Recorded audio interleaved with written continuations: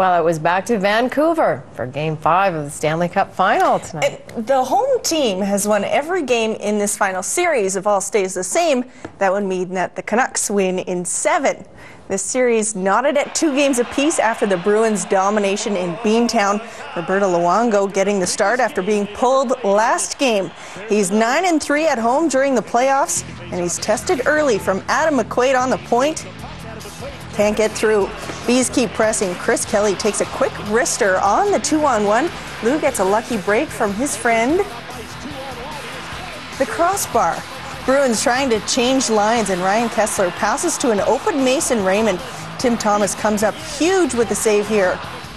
Then Dennis Seidenberg now with a slapper from the point. Patrice Bergeron is there for the rebound, but Luongo covers the opening just in time. Second period now, Boston turns over in their own zone. Victor Oreshkovich takes the wrister, but Thomas makes the stop. Now Raymond with the shot. Christopher Higgins is there for the rebound. Thomas has both. Canucks keep the pressure. Chris Tanev fakes the shot. He centers to Tanner Glass. He just fans on it. Take another look here. He has a wide open net but whiffs on his chance. Still no score. Now in the third, Chris Higgins with a test for Thomas, but he still can't be solved. Maxime Lapierre's shot on the goal, and it's saved by Thomas. Canucks keep possession. They swing it around, and Kevin Bieksa takes it off the boards right to the open Lapierre. And there is your first goal of the game with 15 minutes left. Just a firing squad on Luongo after that as the Bruins try to get even on the score. None of them get through. Luongo makes 31 saves for the shutout. Canucks win 1-0 and they lead the series 3-2. It was his first goal in the NHL, and it came well short-handed. Today, it was voted the TSN Play of the Year. Hard to argue this one. 2-on-1 now. Eberle right in on goal. Drags the puck.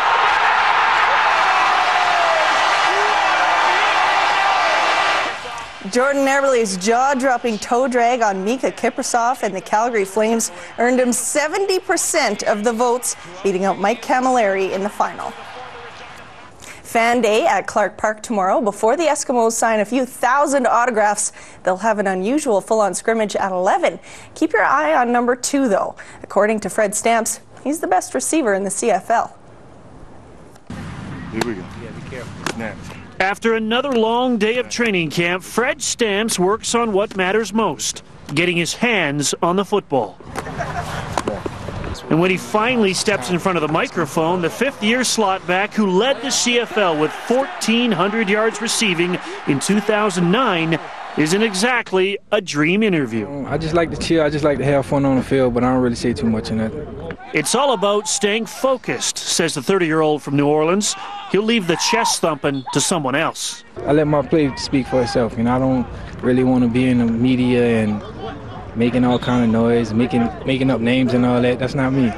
But it sure is longtime NFL media magnate Chad Ochocinco, the polar opposite of Stamps, but with fewer catches.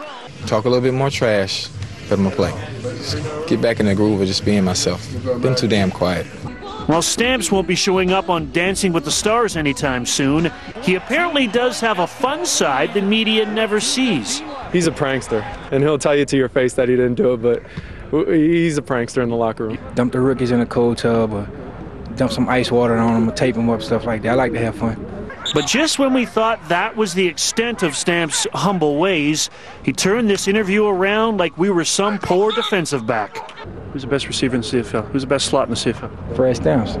Say what?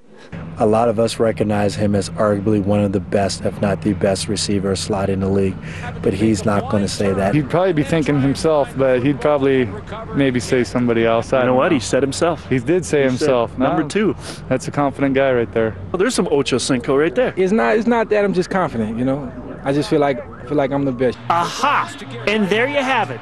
And that must be the thinking behind his long-running touchdown celebration as well. You just put the arms up and say, "Come on, let me hear y'all." That's all I like. Praise be Freddie. Nah, praise be Eskimos. That's what it is. Touchdown! Dave Mitchell, CTV Sports. Very humble man, and Fred also said what's more important than being the best is winning a Grey Cup. And back beside Stamps in the receiving corps is Jason Barnes. The Eskimos questioned his health last week. Barnes got upset and went home to LA, but now both sides have promised to be kinder and gentler. It was just poor communication, though, but that's definitely why, I kind of lost a little bit in the office, but it was no harm, no foul, both of us got over it, but, I was definitely shocked to find out I was going to be released of an ankle after what I came back from. Barnes suffered a season-ending spleen injury in 2010. He also had an ankle injury since 2007 that flares up every now and then. The Eskimos will go through all the precautions to make sure that his ankle is as good as can be for the upcoming season. A tough test for FC Edmonton tonight, at home to the league's best in the Carolina Railhawks. The Hawks unbeaten in their last 9.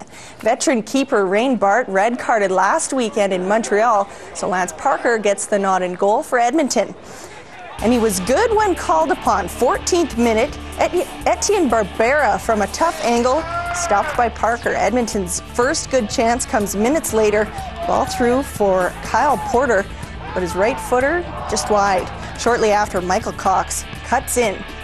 Brad Knighton makes the save. It was a scoreless first half. On to the second, Matt Watson passes off to Barbera, gets the pass back and takes it in. And the Railhawks up by 1. Tough moment now for Edmonton when the backup goalie Parker lands awkwardly on his arm. And that's the last he'll see of the game. Carolina wins 1-0. Around the City of Champions, the Edmonton Capitals fell 10-6 to Lake County, while the Energy looked good on the court against Oregon, 119-97.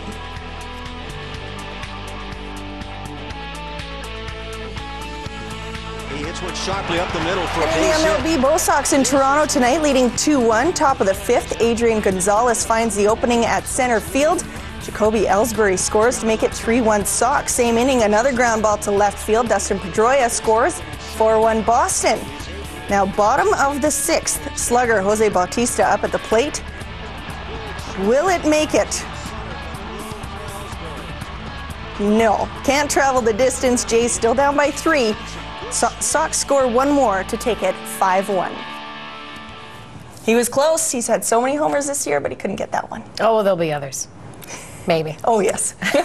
Stay with us. We're back right after the break with a little Daily Show.